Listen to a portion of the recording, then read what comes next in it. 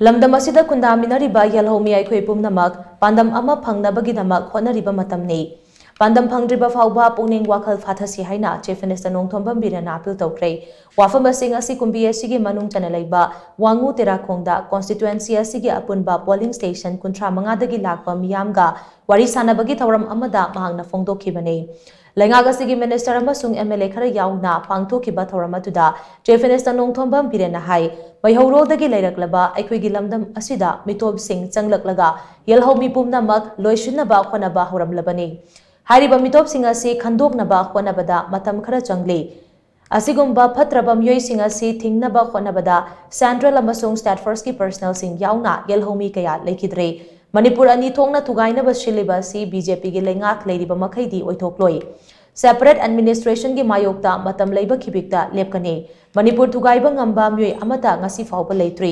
lamdam asida kundaminariba yelhomi aikhoi pumnamak pandam amagi makhada thabak tawminaba matamni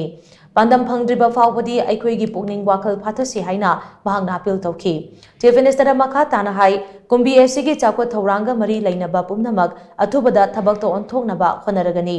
Madugi sarugama oina kumbi SC gi kangsoibi mapaldagi wangu fawbagi lambi asi semjilagani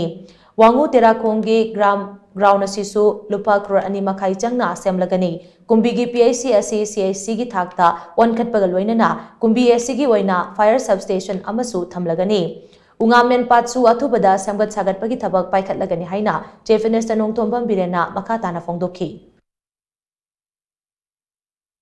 Mi fataba laiba mafam duda na koi bu sep oina phajana laiti ba ge koi sang oina sangan giroi ngasi yum lising ani gi maya da koi sangan gre sep oi ba jaga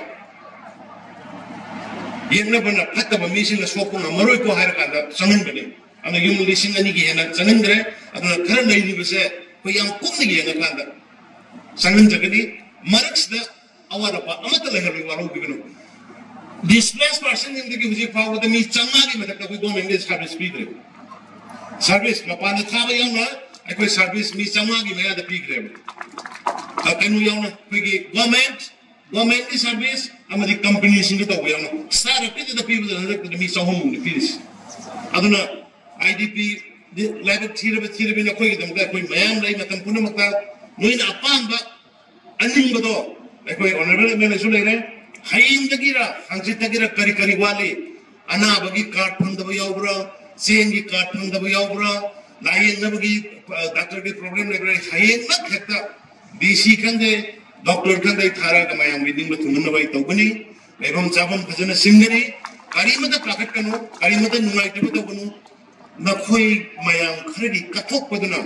izati kanang wadorni, iriba kanang wadorni, madu ki damukani akoi nakhoi bakoi na Aduki matik dulu ni logjan sih.